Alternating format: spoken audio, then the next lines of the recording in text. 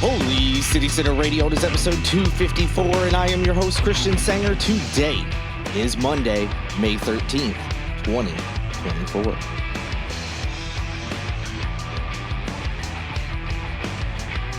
Happy belated Mother's Day to all the moms out there. I hope you had a fantastic time celebrating on Sunday, and I hope everyone, regardless if you're a mom or not, if you had a fantastic weekend. Thankfully, the weather held out. I thought maybe we'd get storms through the weekend or a little bit more than, just that one little storm we had on, what was it, Thursday? Pleasantly surprised. Weather was pretty good throughout. So I hope you all, whatever you did, you had some fun. As I mentioned leading up to it, I went to see Sierra Farrell at the Charleston Music Hall. Was very excited to see her again. I saw her open for another band last year and was just just really started getting into some of her music. I don't usually like a roots, folk, bluegrassy country, type bands. There's a couple here and there that I like, maybe a song or two, but rarely, do I get really into anyone in that kind of genre of music. Nothing against it. Like I said, I like some stuff, just for whatever reason, it's just not my vibe. And, but yeah, just really, really enjoyed seeing her perform live and started listening to more of her music, and then was really excited to go check her out. And she did not disappoint. She puts on a great live show, her and her band, and had a really, really fun time, and was really glad I was able to check it out. And although she is not a local musician, I do encourage you all to go listen. Like I said, she's just phenomenal, and I think she's one of those rare acts that is actually maybe better live. Not that there's anything wrong with the studio tracks that she puts out. They're very good, but for some reason it just feels like a little bit, I don't know, there's a little something more behind it live. And I know that a lot of live music can be that way because you're there, you're hearing it a little louder than you would, probably than in your car or room or whatever. And you can feel the bass and all that stuff at concerts and the energy. But, some bands aren't that great live, or they're just fine. But I thought she did a really great job. Other than that, very quiet weekend for me. Just did some work, lay low, nothing too exciting to report. So that's it for my current recap. But I am excited to tell you about today's show. It is an interview with Ryan Cowell. He is the CEO of Mayday Security Solutions. He's going to tell us all about that company. And I know you might be thinking, what, a security company? Well, what is this all about? Well, it's not just the company, which, by the way, is more than what you're possibly thinking. This isn't like your home security system type thing. They are working on a couple products that I think will be interesting for you to learn about. But in addition to that, Ryan has kind of become very well versed in gun-related legislation, not just here in South Carolina, but kind of across the country. And they're currently working on an app that could really benefit any gun owner anywhere in this country. But specifically, we focus on South Carolina, of course, but they are working on something that will be beneficial no matter where you live in this country. And I know, I said guns. And so although I don't think there's a lot of people who listen to this podcast that disagree with some of my politics, unless they're hate listening. And if you are, that's great. Thank you so much. But this isn't going to be a discussion about, personal opinions about guns and gun legislation. And although we are going to be talking about the so-called constitutional carry or permitless carry legislation that was signed this year in South Carolina, again, we're not going to be talking about the politics behind it. I found this conversation really interesting. I talked to Ryan before the actual interview, and although I knew that SLED and police in this state had a lot of questions about parts of this legislation because some things were a little bit unclear. And there's a lot of people out there who probably have questions about the legislation. And I learned a lot, even though I already thought I knew a decent amount about, what some of those questions were related to the legislation. And again, even if you're not a gun holder, if you have specific beliefs about the legislation, I think it's still important for you to listen to what some of the questions are, because regardless of where you stand, hey, look, this is the legislation here. It is what it is. So it's good to be well versed on it and know what's going on, and also know how, hey, yeah, you might not like what's, been passed here in this state, but we want to make sure that, hey, if this is going to be the way it is, and it's already a law, we want to make sure the law is clear for everybody's benefit. The more people are educated, the clearer the legislation is, the better for everyone. And for those of you out there who maybe don't like permitless carry, or even maybe you thought this was great legislation, anybody who owns a gun should be doing so safely. They should know the laws. It would be, there's lots of, I know it kind of gets lost in the conversation sometimes and opinions and things, but a lot of gun owners are very responsible. They do take it seriously, and they do want to be following the law, of course. And they may be surprised to know that some parts of this legislation is a little confusing, and they could find themselves in trouble, no fault of their own. They just didn't realize where there are some gray areas in this law that could end up with a misdemeanor or even a felony. And again, not because they were doing anything nefarious or trying to break the law. They just might not realize that there's some parts of the legislation that are so confusing that they may get in trouble and not even think they're supposed to be. Not to mention, young kids can now carry as long as they're not a felon. Once you turn 18, you can go get a gun. You don't have to go through any training. And so a lot of people may think, hey, I can just get a gun and carry it wherever now. And that's not really the case at all. And we wouldn't want to see anybody get in trouble or there be any kind of, situation where, because people don't necessarily know what is right and what's wrong, that there's some kind of argument or issue that relates to it. So I think it's important, again, regardless of your politics on the issue, and we're not going to get into all that. It's just a conversation about, hey, this is the law, but here are some things about it that people might not realize, and they could accidentally get in trouble. As we all know, ignorance of the law doesn't give you a get out of jail free card. You can't go, well, I didn't know that was illegal. So this could be helpful to everyone. So I definitely think there's two important sections to this interview. Like I said, one's about the company and what they do, and then the other's a little bit about this legislation and this new product that they're working on that can help people know the laws and make sure that they are not accidentally breaking any. So I want to get that disclaimer out there because I know when people hear we're talking about legislation specifically as it relates to this permitless carry law here in South Carolina, that people will automatically jump to this as, oh, this is going to be a political, opinionated type interview or, something in that vein. And it's not. But I think it's very informative. And I appreciate Ryan coming on and talking to me about this because, again, I just think it's really important and we should all be educated on what exactly is going on. So enough of me rambling and beating around the bush. Ryan will articulate all this much better than I can. So let's get into that interview now.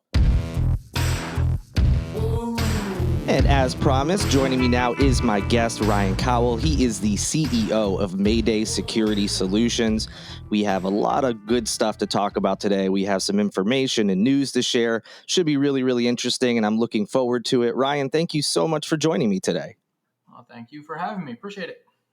Of course. So I mentioned your title and your business there, but before we dive into what you all are doing and some of the other topics we're going to discuss today, if you could just let my listeners know a little bit about you, whatever you feel is relevant, maybe where you're from, if you're from here or not, and anything you feel is important for folks to know about your background. Yeah, so it's my wife and five of us. We moved in 2005 to Mount Pleasant. We're out on Sullivan's now. We have all the older kids are either out of college and or in college. Youngest is at Sullivan's Island Elementary School, and we were actually made grandparents back in December. Nice. Congratulations. Yeah, fun times. Lots of kids. Yeah, it sounds that way, and quite the range too. They're all different aspects of life. It must be very adventurous and entertaining, and lots of fun for you guys. Well, the little one didn't. He couldn't decide whether he wanted to be a big brother or an uncle, and we told him he had no choice. He was becoming an uncle.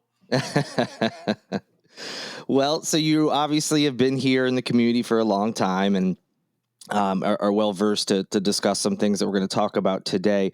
But first, tell me a little bit about Mayday Security Solutions. How it got started and what you all do.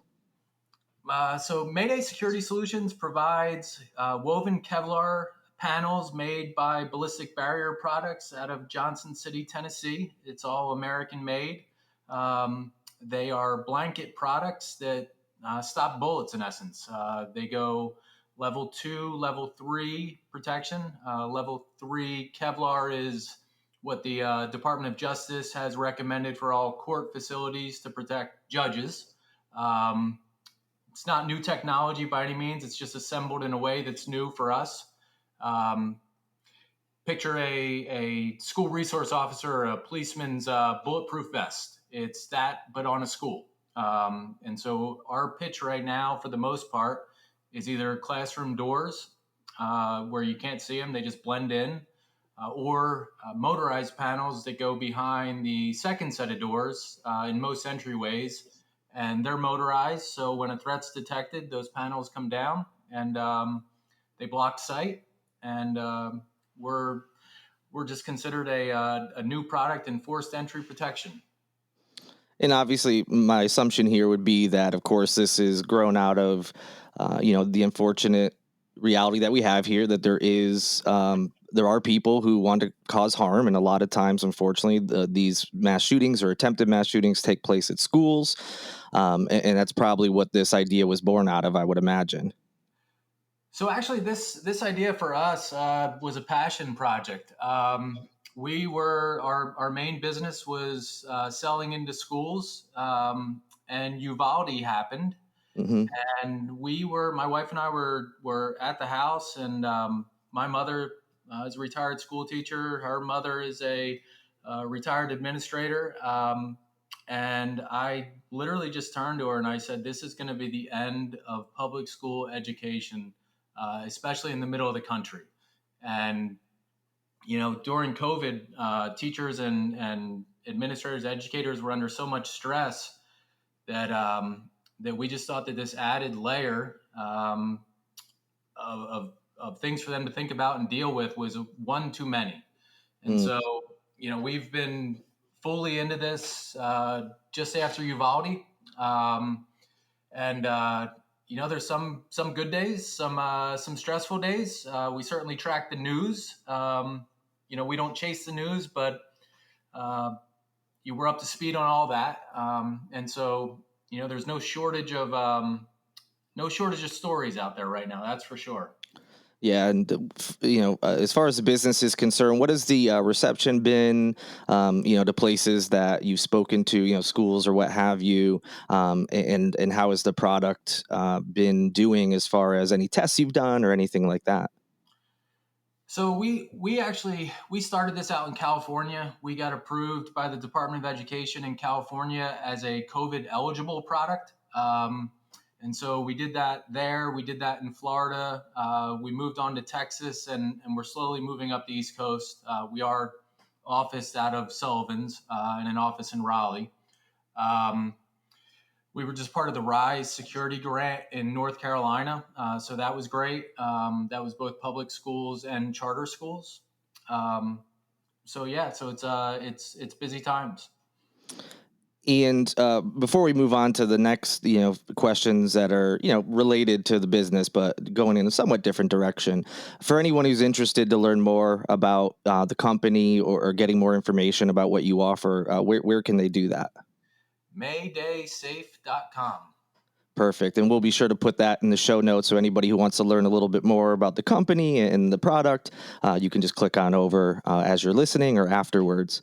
So the other reason we wanted to talk with you today is about legislation that was passed in South Carolina recently. And before anyone gets worried, this isn't going to be a this side versus that side conversation. This is something that I think no matter where you stand on the legislation that has been called, constitutional carry by some, permitless carry, whatever you prefer to call it. This is going to be about, something that we've talked off mic before, that there's some issues that with this legislation that are concerning as far as it affects everyone, no matter what your personal beliefs are about the legislation. And we just think it's important to get that out there. So I know sometimes when people here we're talking about this gun legislation, they roll their eyes and they get prepared for this, heated argument, or one side, just yelling about what they think. But it's not that at all. I think this is important. Again, no matter what you believe on this issue, some things may need to be worked out, and you educated me on a lot about that. So this permitless carry, constitutional carry law was signed back in March of this year. So it is now in effect. And a lot of people have questions about it, yourself included. You've really done a deep dive on this legislation, and there's plenty of things I'm sure you would like to talk about. So feel free to start wherever you'd like, because I know there's multiple avenues we can go down here where there's some really significant questions where law-abiding citizens could get in trouble and not even realize it. Yeah, so I think the law is confusing, and I think we need to do a better job of articulating the message and keeping the narrative really narrow to what is in the law and what isn't. The law is not that any 18-year-old, regardless of whether they're a citizen, non-citizen, as long as they're not a felon, the law does not say that they can just freely open carry anywhere in the state. And that's been a little confusing, a little scary in some circumstances. But, I think our stance out of the gates quickly was education, right? Everything we're doing at Mayday is based around education. It's educating on where we fit in with our product in a schools layered approach. And this legislation and the effects of it have made us take a deep dive into how we can help as a public service get the message out of what is allowed and what isn't allowed. And so we've been having some fun. We've had a pretty robust team working on it, and we're pretty close to getting a product out there that I think will help not only the state of South Carolina, it'll certainly help every coastal town, all of South Carolina District 1 for sure, but I think it applies everywhere else in the country. And what started this kind of crazily enough was we were actually on a project down in Florida back in 2015. And through traveling back and forth between South Carolina and Florida, and we were doing it between cars and boats, I wanted to abide by the law. And so I went and I got my concealed carry permit thinking that would let me travel legally, between the three states. And what I realized through going through that process was how confusing it is to navigate the state of Florida with good weather, open air eating, some dining tables as high tops at bars, bar stools, sit down dining, parent pickup lines, sporting events at schools when they were going through all the restricted areas. And I just said to myself, wow, this is really complex at the end of the day. And so fast forward now, 8 years later, in between that, Florida has passed a looser legislation than South Carolina has, and we find ourselves where we're at in South Carolina. And so we got to figure out how to navigate it the best way we can, educate as many folks as possible so that responsible gun ownership rules the day, and abide by the law. And I think what we're doing is, pro law enforcement. It's pro responsible gun ownership, and most importantly, it's pro education to help, because what I think is happening these days is an 18-year-old high school student seeing on TikTok that he can carry a gun, and next thing you know, he's just traveling around with that gun everywhere, and he doesn't know that he's potentially within the law or outside the law. And so we're trying to make sure that silly mistakes aren't made at the end of the day. Yeah, and I think, like I said, kind of at the beginning, no matter where you stand on this issue, I think everybody would agree that we want everyone to be as safe as possible. We want everyone to be following the law, not just because it's the right thing to do, but also we don't want people to accidentally get in trouble just because they didn't realize. And as we all know, ignorance of a law is not an excuse to get out of, accidentally breaking it.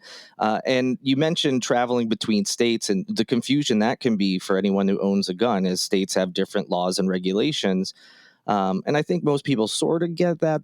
I know there's probably people who don't know the nuances of each state, of course, but something you found because of the way the legislation is written here in South Carolina specifically, it's not just going state to state. It could be just traveling down a single road, depending on where you're near and where you're stopping, that the law essentially changes as you're moving through.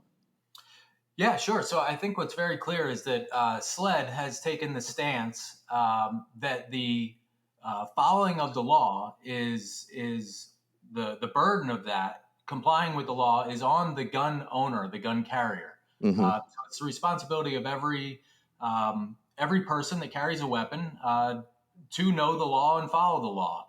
And with that said, there's not a lot of clarity around it. I can give you a couple good examples, and that would be how is somebody to know on Sullivan's that Thompson Park at Breach Inlet is a federal piece of land? Um, or if you're driving downtown for the first time, you're visiting from Tennessee, and you're trying to get to one of the hotels downtown. How do you know where you are and where you're going based on a Google map or an Apple map? And so what we've created is a tool that layers in both federal law, state law, and local law ordinances, and provides notifications and tutorials in essence on as you approach certain areas. And so I can give you a couple specific examples if you want them, or we can No, just that'd be great. I think that would be helpful for folks to kind of understand what we're talking about for sure. Yeah. So as a so the law, the intention of the law at the end of the day is to incentivize people to get their concealed weapons permit holder to license, right? Hmm. To get them to test, to get them to be educated, and to get them to prove their proficiency in handling a weapon. Um, and so with that, there are more liberties allowed for the concealed weapon permit holders under the new law than there are for everybody else who's just 18 and a non-felon. And some of that would be on travel and what you can do with your weapon in your car, and when you arrive, say, as a concealed weapons permit holder um, at a school, what you're obligated to do versus as an open carry or permitless carry individual, what your restrictions are. And that's really confusing. What's also quite confusing is, if we just take Sullivan's as an example, there's almost zero, well, there are zero places that you could travel to by car and walk down with a weapon at the end of the day in open carry. There are certainly lots of options for concealed carry. There's very few options of businesses that you can go to because of the alcohol restrictions.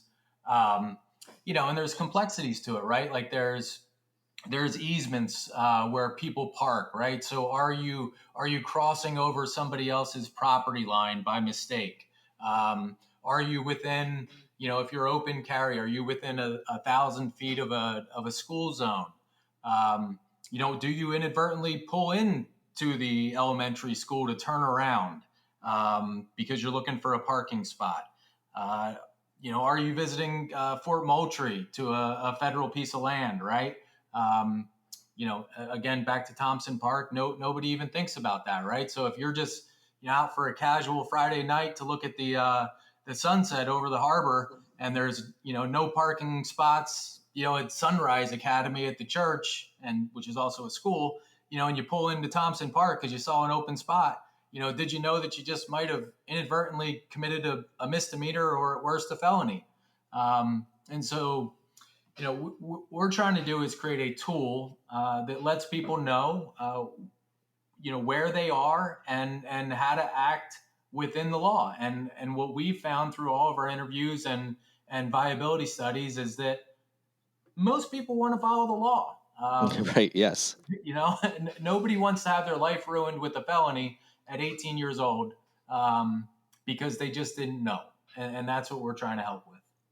Yeah, and as you said, there's some confusion about that legislation as it relates to exactly what you're talking about, and maybe so there'll be some clarification or something that happens in the future. But that's the reality of where we're at right now.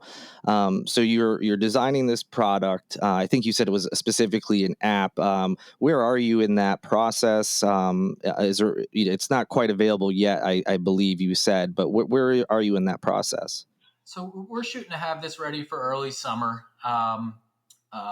It's become a bigger project than what it started Sure. out as. It's become a much bigger legal project. I think we're good there. We spent almost 45 days on legal research, and we have some pretty good ideas about that are going on in the background, right? Like we want to be able to provide tutorials for a general contracting company. So that when they send out their contracts to their subcontractors, there's a QR code on that subcontract that tells the subcontractor what they can and can't do on that specific project, right? What the rules of the company are. And so we're trying to do things that take the burden off the business and allow the business to not have to do all the research, and let the business just simply through our vehicle state the facts. And I think by doing that, they're doing everybody a public service as well. For So sure. we're pretty Absolutely. good. It would apply. I think where I could see this happening in the near future is that an Uber or a Lyft or a Domino's delivery service, right, or any big fleet company would use our mapping service through API, and bolt it on to their existing navigation, so that their employees, whether W-2 or 1099, could see where they're going, and know the rules. So Yeah, as you said, no matter where people are, as far as their beliefs in this topic in general, or if they're one of those folks that even takes all the time to really dive into legislation on their own and do their best to know the law inside and out, still could forget something or not realize when they're traveling somewhere, especially out of state, the rules there. So this sounds like it'd be a great way for everyone, no matter what their level of education in the law and gun ownership is, a great way to make sure, like you said, that accidentally make a mistake. They just think they're following the law based on what they know about it, or they don't realize like you said, a certain park is federal land, and so there could be changes there. It's just a great way to make sure, as you said, someone, especially someone younger, accidentally committing a felony and then having all sorts of issues that come out of that. It's a great way to keep everybody, abreast of what exactly the laws are, and to make sure they're following them. yeah, so we've touched on the legal consequences of this, right? But what we haven't talked about is, everybody's a little on edge these days, right? Hmm. I just saw in the news yesterday, a guy police officer that went to the wrong door on a noise disturbance complaint, I believe. We see accidental shootings all the time, right? We Hmm. see a kid with an airsoft gun, who certainly had some other intentions at the end of the day in Wisconsin, through the writings that were found. We see the Crumbly family in Michigan who didn't Hmm. store their weapon, right? Um, we see Joel Osteen's church shooting, where an officer who was just recently trained still fired off multiple rounds and you know did his part and stopped that person from going into the congregation hall. But there were innocent victims as well in that one. And then just last week, what was reported um, after the fact was that one of the New York Police Department officers that went into Columbia Hall, or I think it was called Columbia Hall, accidentally discharged their weapon while doing that search. And then just locally here, I think that the very interesting thing for us in Charleston is that there was a shooting on Hilton Head on the beach. Um, just after there was a shooting in Jacksonville in Florida for spring break. And Mm-hmm. Jacksonville was one of the few towns that didn't ban guns like Fort Lauderdale or Miami did. Um, but then in Hilton Head, where we had that incident just a couple weeks ago, that happened on the weekend, and it didn't make the Charleston news until Thursday of that week. And so I think we've become a little numb to the news. Sure. Um, and I think without getting myself in trouble, I think there needed to be another sentence added to the statement of March 7th that Henry McMaster signs permitless carry, constitutional carry into effect in South Carolina,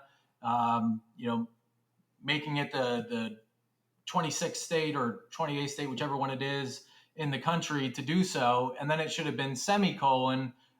However, restrictions still apply, Sure. or some Absolutely. additional statement of clarification. And SLED has tried to update the schools. They've sent out follow-ons. We were just with Charleston County yesterday, and I got some tidbits of what they're working on the penalty side of what happens if an 18-year-old who technically can carry a weapon, say onto Wando High School property, right? But what if that weapon isn't stored properly when it gets there? Who's enforcing that law? Is it Mm-hmm. the Mount Pleasant Police Department? Is it the federal government? And what the law says is that child must be suspended from school. Um, and then, we have a 20-year-old that's at Clemson right now. And, I can't help but think about him and what he did, when he was a student, just a couple years ago living in Mount Pleasant. They used to hang out on 17 and they would sit at the burger joint or they would sit at Sonic. And, I wonder, are there guns on tailgates at this point, or is that what we're getting to? And do those kids have a tool and a resource to know what the law is? And what the consequences are. And I think that's a public service that's just simply needed at this point. It's a very confusing time to try and navigate with all the noise on multiple, media platforms. And so, Absolutely. what depends on where you're getting the information from. I agree with you. And with most controversial topics of any level, I always agree education is always paramount in these situations for many, many reasons. We kind of get lost in rhetoric and worrying about worst case scenarios and things like that. But the bottom line is the more education everybody has, the better we'll all be for it, for multiple reasons. So I think you have a great idea with this app that you're working on. And, once you are able to launch it, I'll be sure to share that news. You can let me know and we'll share it here with anybody who's listening and is interested. And I think, I knew there were some questions from SLED and stuff about the legislation, but you really opened my eyes, and I'm sure others now too who have heard this interview, to what some like real specifics and things that they didn't think about. And I think that's really important as well. So Yeah, I think if we, I could just say one thing, Christian, yeah, go ahead. there is a major difference in this law um, between being a concealed weapons permit holder and just being 18 and not a felon. Hmm. There are benefits to getting the education and the weapons permit, right? Hmm. Uh, there are also major differences in traveling with a weapon um, as opposed to walking with a weapon. And so two people, one licensed, one not, sitting in a car, uh, you know, could have very different consequences at the end of the day and not know it. Um, Right. and I think everybody needs to pay attention to that. And if everybody does and does a little bit of research, I think we'll be just fine. And Charleston's a difficult place, right? What might be easy to navigate, well within the law. Upstate where you can make a left or a right and go around someplace or see everything in front of you. You can't quite do that in a coastal town, and you can't do it in, say, downtown Charleston, right? just think about all of the College of Charleston properties spread throughout the town. Right. Who could know that, especially if you're a tourist, right? And I know out here on Sullivan's, 92% of our traffic over the bridge is not from here. And with that being said, we don't want those people to break the law. We also want to give them a resource to know how to abide by the law, and that's what we found through all the interviews. We did collectively over 100 interviews, and what we definitely found was, the sweet spot of this product is the responsible gun owner, who wants to make sure they're not breaking the law. And the majority of the people we talk to are that person. We interviewed multiple instructors, SLED certified instructors. We interviewed multiple police officers, multiple elected officials, both local and at the state level. We've done our homework, and I think we have a pretty good grasp of what's needed, and I think we're all excited about how we can help. For sure. Couldn't agree more. Before I let you go, again, this has been very informative. Is there anything we didn't have a chance to touch on? And maybe that was what you had just said. But if there's anything else related, whether it's your business or the law or anything else that I didn't ask, this is the time if you'd like to do that. No, check out maydaysafe.com. Our Kevlar panels are they're not just for schools, right? We sell to all places of worship. We're perfect for homes, believe it or not. That was one of the original ideas. This was going to be personal protection in home, so it's not so far fetched. It's probably a little pricey for your living room, but you never know. It's a cool product. It blends in, and our focus all day long, every day, is the kids. Everybody at this company gets up and goes to work, and it's kids, and it's kids safety, and it's protecting tomorrow today. That's our goal, is just doing that. So we're on the right side of this. It certainly seems that way. I appreciate the work you're doing and taking the time to chat today, educating me and anybody else who may not have known this, which I venture is many. So, Ryan, thank you so much for joining me. I really appreciate it. No, thank you. Appreciate the time.